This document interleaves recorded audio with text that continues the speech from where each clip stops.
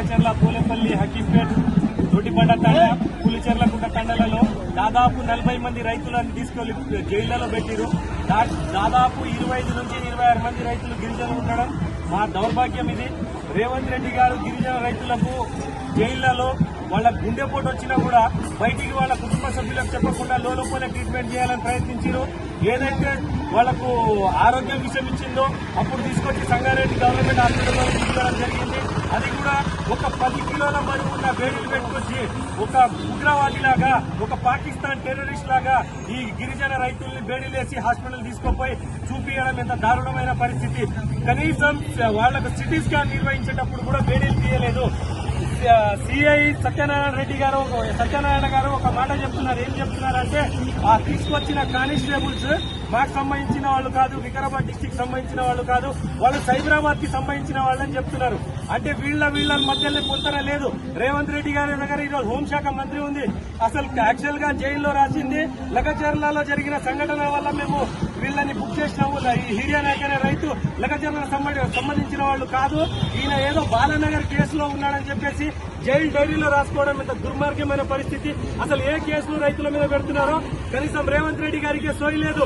అక్కడ ఫార్మాసిటీ నిర్వహించి ఫార్మాసిటీ మేము తప్పు చేసినాము, గవర్నమెంట్ తరపుకించి మేము జీవో ఇచ్చి తప్పు చేసినామని చెప్పేసి బేషరతుగా ఫార్మాసిటీ జీవోని రేవంత్ రెడ్డి గారి గవర్నమెంట్ గజిటెడ్ ని క్యాన్సిల్ చేస్తే వాళ్ల మీద దానికోసం, వాళ్ళ భూమి కోసం, వాళ్ళ బ్రతుకు కోసం కొట్లాడిన రైతుల మీద కేసులు ఎందుకు రిటర్న్ తీసుకుంటలే రేవంత్ రెడ్డి గారు అని చెప్పి శివనాల చేయడం తరఫున మేము ప్రశ్నిస్తున్నాం రేవంత్ రెడ్డి గారికి. ఇంకో విషయం, రేవంత్ రెడ్డి గారు మీరు మాట్లాడితే మీకు కోపం వస్తుందేమో, ఒక బహిరంగ సభలో నా మీదే 182 కేసులున్నాయని చెప్పేసి మీరే ఒప్పుకున్నారు. మీకు నిజంగా చిత్తశుద్ది ఉంటే, మీకు నిజంగా నీతి న్యాయం ఉంటే 182 కేసులు మీకు ఏ విధంగా వచ్చినాయో ఒకసారి శ్వేతపత్రం రిలీజ్ చేయండి, తెలంగాణ ప్రజానికానికి తెలియజేయండి. ఒక పెట్టి కేసు అయితే ఒక గవర్నమెంట్ ఉద్యోగం వస్తలేదు, 182 కేసులు పెట్టుకుని ఈరోజు నువ్వు తెలంగాణ రాష్ట్రాన్ని పరిపాలించే హక్కు నీకుందా? ఒకసారి ఆత్మవిమర్శన చేసుకోవాలని చెప్పేసి రేవంత్ రెడ్డి గారికి చెప్తున్నా. 182 కేసులు పెట్టుకుని నువ్వు తెలంగాణ రాష్ట్రాన్ని పరిపాలిస్తా ఉంటే, నువ్వు ఫార్మాసిటీ పెట్టి రైతుల భూములు లాక్కుంటామని చెప్తే మా భూములు పోతున్నాయి, మా బతుకులు పోతున్నాయి, మా పిల్లల జీవితాలు పోతున్నాయని చెప్పేసి వాళ్ళు దానికి పోరాటం చేస్తే వాళ్ళని తీసుకుపోయి ఈరోజు జైళ్లలో పెట్టినావు. ఈరోజు 182 కేసులున్నా నువ్వు గొప్పనివా? ఒక్క కేసు కూడా లేని వాళ్ళ భూమి కోసం కొట్లాడిన రైతులు జైళ్లలో ఉన్నారు, వీళ్ళు గొప్పలా? రేవంత్ రెడ్డి గారు మీరు ఒకసారి ఆలోచించాలి.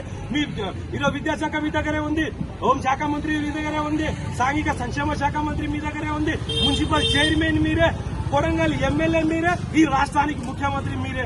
ఇంకా ఏం చేస్తారు మీరు? మొత్తం శాఖలు మీ దగ్గర పెట్టుకుని ఈరోజు విద్యాశాఖ మీ దగ్గర పెట్టుకుని స్కూల్లో గతి లేదు, సాంఘిక సంక్షేమ శాఖ మీ దగ్గర పెట్టుకున్నారు, పురుగులన్నం తిని బతుకుతున్నారు, హోంశాఖ మంత్రి మీ దగ్గర పెట్టుకున్నారు, విచ్చలవిడిగా కేసులు అవుతున్నాయి.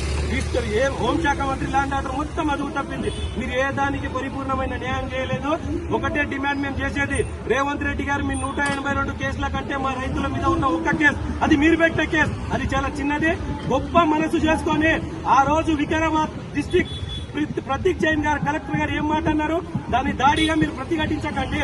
అది వాళ్ళ వల్ల కోపంతో భూమి కోసం వచ్చిరు, వాళ్ళ వల్ల మాటల్లో వాళ్ళు అలా తెలిపారు, కానీ అది దాడి కాదని చెప్పి సాక్షాత్తు వికారాబాద్ కలెక్టర్ ప్రతీక్ జైన్ గారే చెప్పినప్పుడు ఈ రాష్ట్రాన్ని పరిపాలిస్తున్న ముఖ్యమంత్రి ఇంకెంత పెద్ద సహృదయం చేసుకుని వాళ్ళ మీద కేసులు రిటర్న్ తీసుకోవడమో, కేసులే పెట్టకుండా ఉంటే ఈరోజు నువ్వు దేవునితో సమానం ఉంటుంది.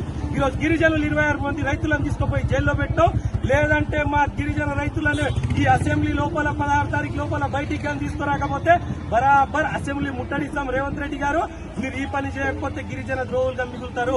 దాదాపు 40 లక్షల ఓట్లతోటి గెలిచిన రేవంత్ రెడ్డి గారు మీరు 10%, 4 కోట్ల జనాభాలో 10% మేము 40 లక్షల జనాభా మా గిరిజనులదే, మేమే గానీ ఓటేయకపోతే ఈరోజు రేవంత్ రెడ్డి గారు ప్రభుత్వంలో వచ్చేవాళ్లే కాదు. ఈ రోజు హోంశాఖ మీ దగ్గర పెట్టుకుని ఎక్కడ అవకతవకలు జరిగినాయని చెప్పేసి జైల్లో శాఖ వాళ్ళని జైలర్ని గానీ ప్రభుత్వ ఉద్యోగుల్ని గానీ మీరు సస్పెండ్ చేయడం సిగ్గుచెడు. మీరు మీ వీఆర్ఎం కోసం మీరు ఢిల్లీ పోయో, ముంబై పోయో ఎక్కడో తిరుగుతున్నారు. ఇక్కడ ఏం జరుగుతుంది తెలంగాణలో రేవంత్ రెడ్డి గారికి తెలియదా? హోంశాఖ మంత్రికి తెలియకుండానే ఇవన్నీ జరుగుతాయా? ఈ రోజు జైళ్ల శాఖ డీజీ గారు సౌమ్య మిశ్రా గారు ఏమంటున్నారు, మేము అధికారులను సస్పెండ్ చేస్తామని చెప్తారా? ఈ రోజు రైతు ప్రాణం పోతే తీసుకొచ్చి ఇచ్చేటోళ్ళ మీరు కనీసం ఏ కేసులో బుక్ చేసినాం, ఏ కేసులో జైలుకి వచ్చినా చిత్తశుద్ది ఈరోజు పోలీస్ డిపార్ట్మెంట్ కి లేదు. సిగ్గుచాడు రేవంత్ రెడ్డి గారు, ఇంతకంటే దౌర్భాగ్యమైన పరిస్థితి లేదు. బరాబర్ 16 తారీఖు మాత్రం అసెంబ్లీ ముట్టడిస్తాం.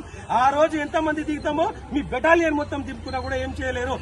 బేషరత్తుగా లగచర్ల రైతుల మీద పెట్టిన కేసులన్నీ మీరు రిలీజ్ చేసి మీ పెద్దరికాన్ని మీ కొడంగల్ కాన్స్టిట్యూన్స్ ని మీరు కాపాడుకోవాలని చెప్పేసి రేవంత్ రెడ్డి గారికి మేము సేవలాల్ సేన తరఫున సంజీవన నాయకత్వంలో సేవలాల్ సేన వ్యవస్థాపకులు జాతీయ అధ్యక్షులు సంజీవన నాయకత్వంలో మీకు మేము హెచ్చరిస్తున్నాం. ఇంకా రిక్వెస్ట్లు ఉండవు, మర్యాద పూర్వకంగా చెప్పింది చాలు. ఇంకా కంపల్సరీ డిమాండ్లే ఉంటాయి. ముందు మేము చూస్తారు రేవంత్ రెడ్డి గారు.